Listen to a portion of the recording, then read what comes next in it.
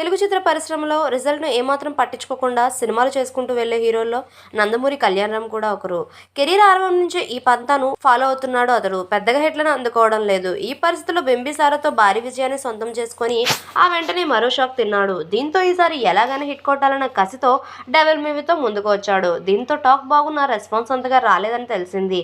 మరి కళ్యాణరామ్ మూవీ రెండవ రోజు ఎంత వసూలు చేసిందో మీరు కూడా చూసేయండి. మరి నందమూరి కళ్యాణరామ్ హీరోగా నటించిన క్రైమ్ థ్రిల్లర్ మూవీనే డెవిల్. అభిషేక్ నామా తెరకెక్కించిన మూవీని అభిషేక్ పిక్చర్స్ బ్యానర్ పై దేవాంశ్ నామా సమర్పణలో అభిషేక్ నామా నిర్మించారు.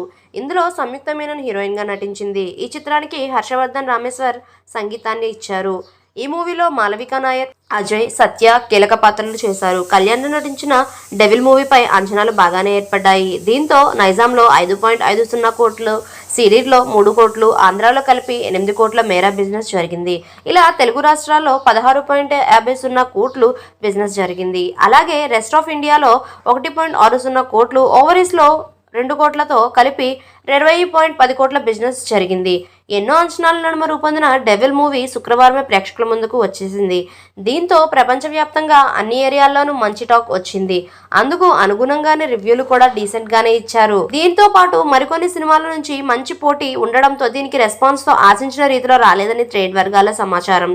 నందమూరి కళ్యాణరామ్ నటించిన డెవిల్ మూవీతో రెండవ రోజు మోస్తారు రెస్పాన్సే వచ్చింది. ఫలితంగా ఆంధ్రప్రదేశ్, తెలంగాణలో ఈ సినిమాకు 2.5 కోట్ల వరకు షేర్ వసూలు అయినట్లు తెలుస్తుంది.